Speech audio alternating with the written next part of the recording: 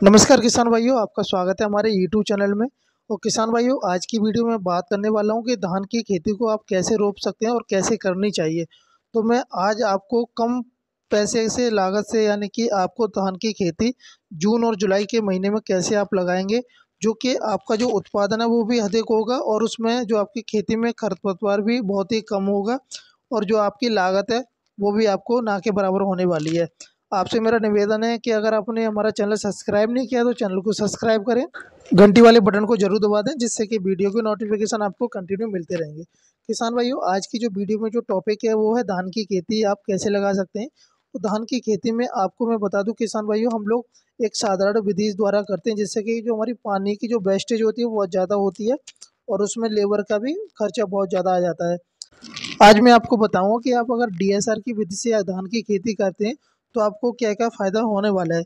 सबसे पहले तो पानी की बचत होगी, दूसरा आपका लेबर की बचत होगी, तीसरा है आपका जो खाद की जो आवश्यकता वो बहुत ही कम रहती है और उसमें जो खरपतवार होता है वो भी बहुत कम रहता है। और जो मैं आपको इस वैरायटी के बारे में बताऊंगा इस वीडियो में, जो कि जो ब्रांड है, ये वैरायटी है, वो बीज अमेरिका और ब्राज़ील में पाया जाता है, लेकिन अब इंडिया में भी बहुत ज़्यादा स्कोप हो गया इसका भी। किसान भाइयों, जो सावा 134 है इसको डीएसआर की वजह से आप करें, क्योंकि ये सबसे स्मार्ट बीज है। साथ ही इसके जो पौधे हैं वो सीधे खड़े रहते हैं और सीधी बुवाई से 1 स्क्वायर मीटर से 35 से 40 पौधे होते हैं। साथ ही जो इसकी पत्तियां हैं झंडेदार एकदम खड़ी रहती हैं और इसकी जो डालियां, जो जब धान उस पर आता है तो पूरी डाली भरी हुई होती है, जिससे उत्पादन भी बहुत ज़्यादा हो जाता है।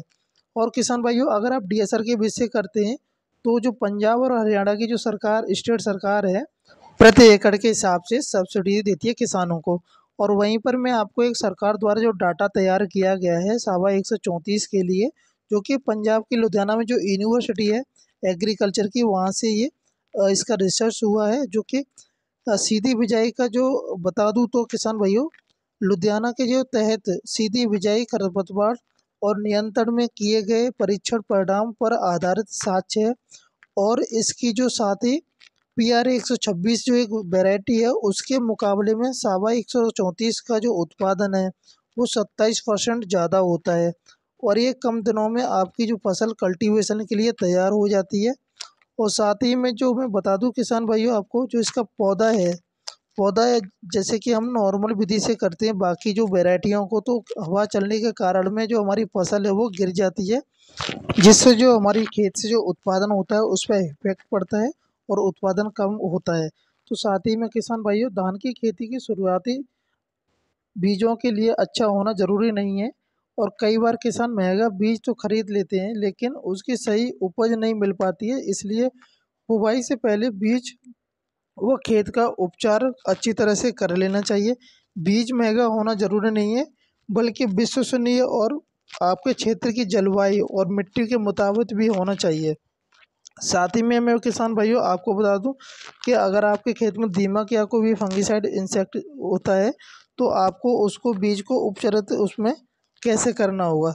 तो सबसे पहले 10 लीटर में पानी में 1.5 किलो खारा नमक मिला करके घोल लें और इस घोल में एक अंडा या फिर किसी गोल आकार का आलू डाल लें। जब अंडा या आलू घोल में तैरने लगे तो समझ लीजिए कि घोल तैयार है। और अगर अंडा या आलू डूब जाता है तो आपका घोल अभी तैयार नहीं है। जब आपका घोल तैयार हो जाए तो उसके बाद में घोल में धीरे धीरे करके धान का बीज डालें। जो बीज पानी की सतह पर तैरने लगे उसे फेंक दें, और क्योंकि ये बीज बेकार होता है, जो बीज नीचे बैठ जाए उसे निकाल लें। यही बीज सही होता है जो नीचे बैठ जाता है। इस घोल का उपयोग 5 से 6 बार धान के बीज शोधन के लिए कर सकते हैं। बीज को तैयार को करने के लिए साफ पानी से 3 से 4 बार अवश्य धो लें। फिर उसके बाद में अगर आपके खेत में फफूंदनाशी अगर आती है तो उसके लिए उपचार क्या क्या है। प्रति किलो के बीज को 300 ग्राम बेबिस्टन फफूंदनाशक से उपचारित कर लें। फफूंदनाशक का उपयोग पाउडर के रूप में धुले उड़े बीज में मिलाकर कर सकते हैं या फिर 3 ग्राम प्रति किलो के बीज को पानी में मिलाकर उपचारित कर सकते हैं। अगर किसान भाइयों आप डीएसआर के बीज से नहीं करना चाहते हैं तो बीज को आप अंकुरित भी कर सकते हैं। तो अंकुरित आपको कैसे करना पड़ेगा, उपचारित बीज को गीले बोरे में लपेट कर ठंडे कमरे में रखें। समय समय पर इस बोरे पर पानी सींचते रहें जिससे कि उसमें नमी बनी रहे।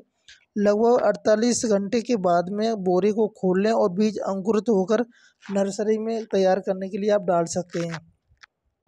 और साथ ही में जैव उर्वरक से खेती को और मिट्टी को कैसे आप उपचार कर सकते हैं। तो खेत तैयार करते समय प्रति एकड़ खेत की मिट्टी में 10 से 12 किलो बीजीए नील हरित शैवाल और 10 से 12 किलो पीवीए जैव उर्वरक का छिड़काव कर मिश्रित करें। और इन उर्वरकों में उपस्थित जीव रासायनिक उर्वरक में क्रमशः नाइट्रोजन व पोटाश तत्व धान के पौधे तक अच्छे से ढंग से पहुंचने की सहायता करेंगे, जिससे कि आपका जो धान का बीज है वो बहुत ज़्यादा जल्दी अंकुरित होकर के बाहर निकलेगा और ना आपको उसमें कोई दीमक या फंगिसाइड इंसेक्टिसाइड इफेक्ट करेगी।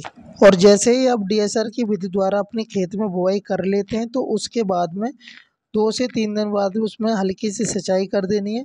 जैसे ही आप सिंचाई कर देंगे तो आपका जो बीज है वो ऊपर दिखने लगेगा और जो आपका जो बीज है वो लाइन टू लाइन रहेगा, तो आपको खरपतवार में भी बहुत ज़्यादा इजी रहेगा निकालने में।